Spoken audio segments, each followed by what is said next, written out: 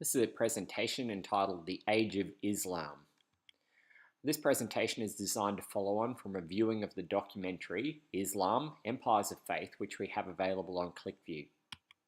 So first point, the Prophet Muhammad died in AD 632. It's variously attributed to fever, exhaustion, or even poisoning in some sources. At his death, the conquest of the Arabian Peninsula had been achieved.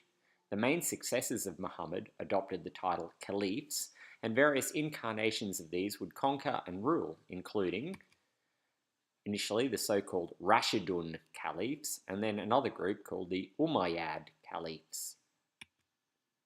Under the caliphates, massive and rapid expansion took place in the Muslim world, as is depicted in this map. You might note that Persia disappeared under Muslim control, Egypt, all of North Africa, the so-called Holy Lands, and even Spain.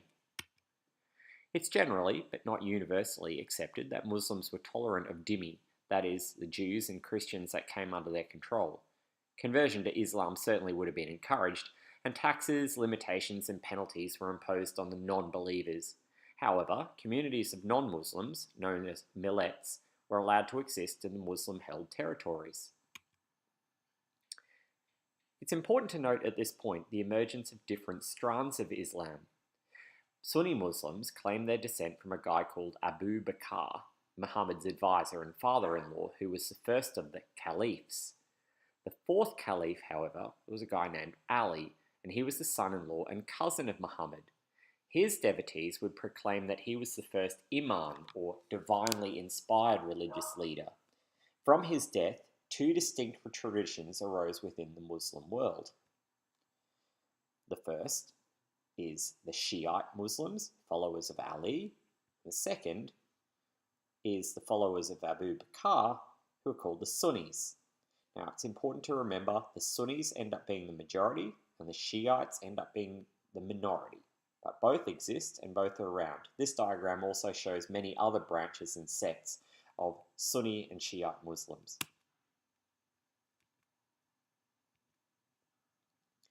The Muslim world, whilst sometimes united, also achieved equally regular power struggles and conflicts in which various factions would vie for power or in which different sects would achieve control over the Muslim world.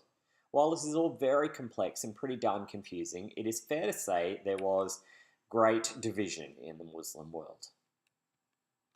It is also reasonable to say that aside from Mecca, Medina, and Jerusalem, major centers of Islamic culture were established around the dynastic capitals, including Damascus, in what is now Syria, Baghdad, in what is now Iraq, Cairo, in Egypt, and to a lesser extent the city of Cordoba in Spain.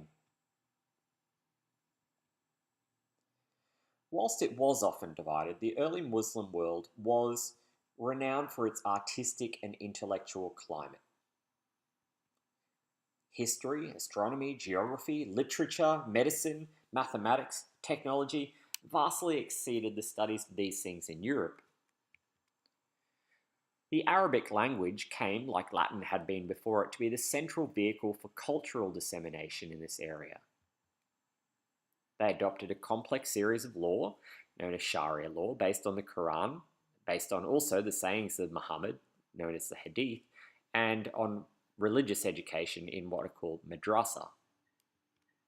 The illustrations above depict on the left a Muslim water clock, the Grand Palace in Cordoba on the top right, and a series of Muslim physicians working on a patient in Damascus. Now, stepping back to the Holy Land, remember that the city of Jerusalem, a holy city for the Muslims, had fallen to them in AD 638. In the 700s, a new Muslim dynasty named the Fatimids, they so named that because they claimed they were descended from Muhammad's daughter Fatima. Yes, it is confusing. The Fatimids had assumed control of much of the Muslim world. You might also remember in a previous presentation that one of their number, a caliph named Al-Hakim, but more famously known as the Mad Caliph, had led a massive crackdown on Christians throughout his lands. And his activities were most notably, but not limited to, the burning of the Church of the Holy Sepulchre in AD 1009.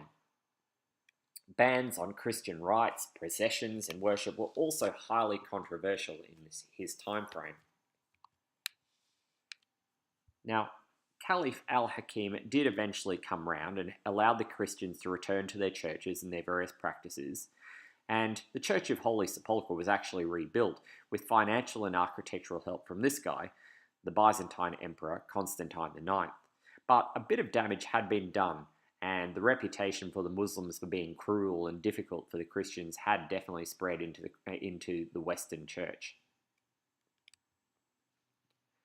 Not long after this, a new rival appeared on the scene, the Seljuk Turks, nomadic peoples from the east who arrived, raided, and then settled in Muslim lands.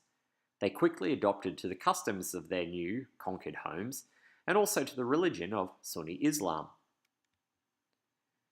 They would form their capital at Baghdad and fairly rapidly gain control of large sections of the Middle East, creating a bridgehead into the Byzantine Empire, which you can see on this map, and conquering some major Byzantine towns and even cities. The newly crowned emperor of the Byzantines at this time, a guy named Alexius I, recognized the gravity of the threat that was facing the Byzantine Empire.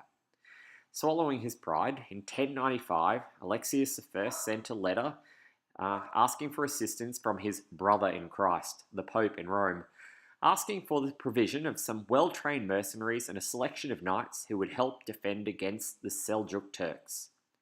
He really didn't know what he was getting himself in for. To be continued.